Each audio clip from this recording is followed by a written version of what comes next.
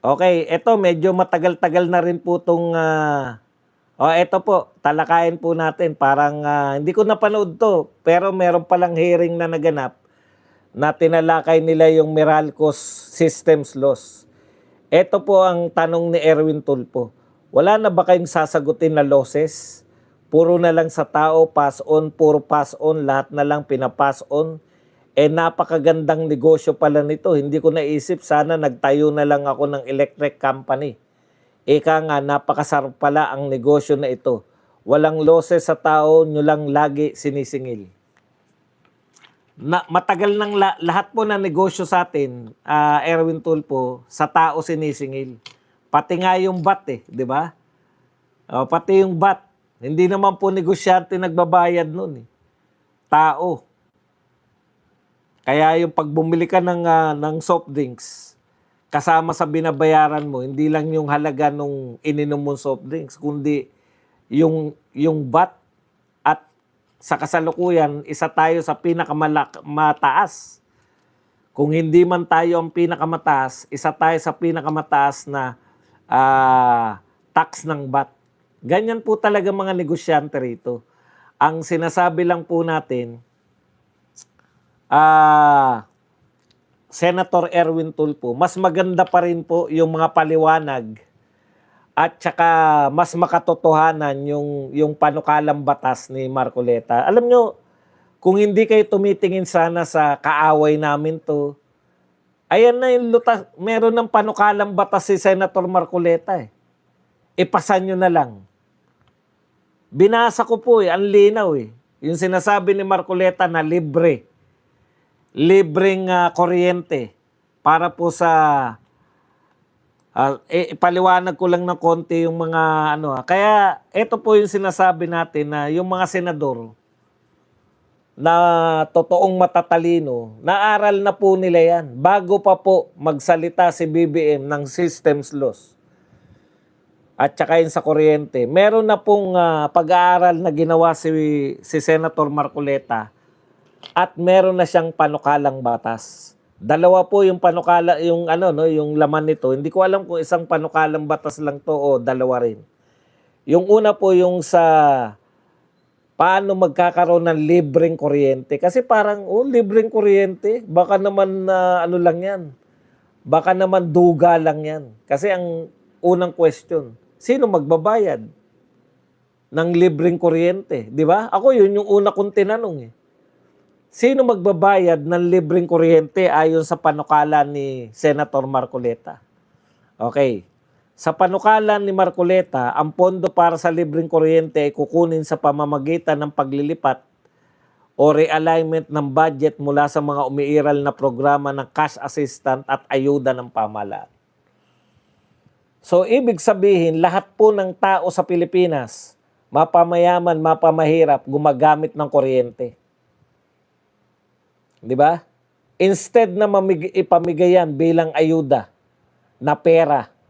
Kasi po, habang bumababa po yung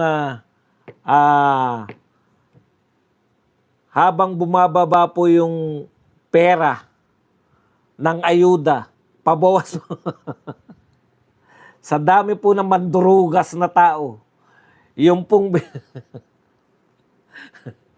yung pong recipients, nakatkong na nakatkong. Maliit na lang. Samantalang kung kuryente po, no? Merong certain, kunwari ikaw ay isang mahirap na mamamayan. Bakit po, ano po nagpapataas sa presyo ng kuryente? Aircon, di ba? Kung mahirap ka, hindi ka mag-aircon. Electric fan ka lang o kaya paypay o kaya bukas lang ng bintana. So, makikita nyo po sa gamit ng kuryente kung sino yung tunay na mahirap at napaboran lang ng kapitan. Di ba? Kasi ang daming umaangal Yung mga nabibigyan ng ayuda, yung mga malalapit kay Kap. Hindi natin alam kung totoo yan, pero marami po nagsasabi niyan. Safe na safe si Bado. Di ba? Totoo naman Ako, nakikita ko, teka muna, yung mga nagwawalis, sa bagay, ang katwiran naman nga pala nila, hindi naman araw-araw kasi tupad din na nagwawalis, di ba? Kaya hindi naman sila, makikinis pa rin ang kutis nila. O, pwede rin nga. Okay. So ang punto natin dito, kung mahirap ka, makikita po yan sa paggamit mo ng kuryente. Kasi yun po yung distinction eh. So lahat po ng mga hindi naka-aircon, kahit sa sobrang tirik ng araw, hindi tumataas yung kuryente nyo dahil hindi naman po nag-aircon. Karapat dapat kayo sa malibre ng kuryente. Yung mga sobrang nagtitipid. Balik tayo sa pinupunto. Maganda yung panukala ni Marcoleta na yun, di ba? Saan may pagmumula ng pondo. Yun po yun eh. Ang panukalang batas mo, may pagmumula ng pondo. Putya, okay yan. So instead na nag-iisip-isip ng paano ipamimigay yung pera, direkta po. At yan, pag mahina ang konsumo ng kuryente, siguradong mas mahirap. Kaya merong cut-off. Pag yan lang ang kinaya mong kuryente, ilang kuryente ba? Meron nakalagay dito kung ilang kuryente.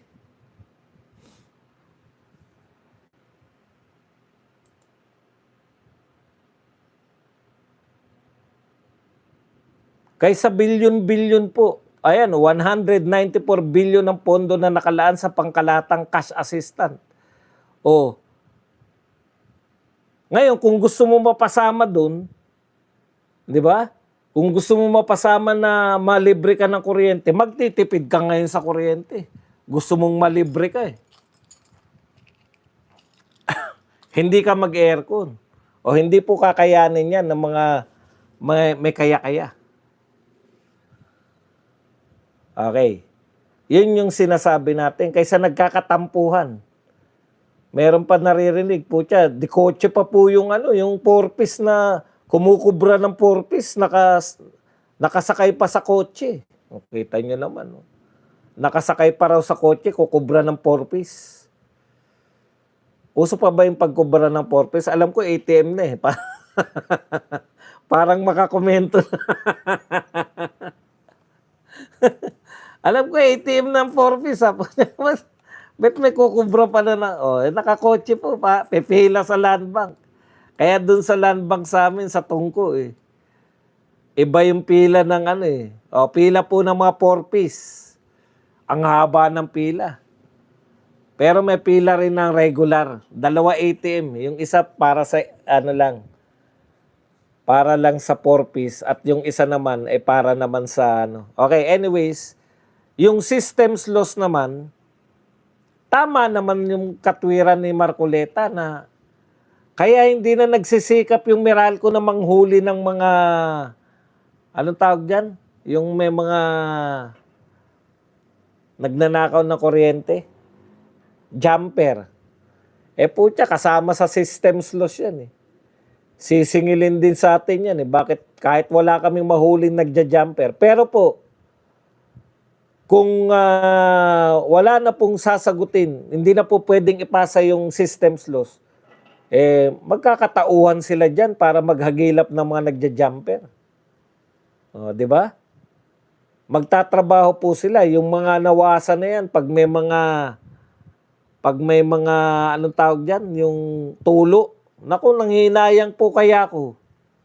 Pag nakikita ko po na dyan sa Memuson, banda, tulo ng tulo yung yung para naging kanal na malinis na yung hindi inaayos eh. Bakit naman ayusin may systems loss naman. Tayo naman magbabayad niyan, yung mga leak na yan. Pero kung wala na po yung systems loss, mapipilitan silang ayusin yung mga pag may nakita silang leak. Putya, aksaya ng kuryente yan, di ba? Hindi pwedeng isingil. Kaya lang sa sobrang wais po ng mga negosyante natin, mukhang isi-systems loss pa rin nila yan. Kaya nakakapanghinayang si Senator Marcoleta. No? Senator, labas ka na dyan.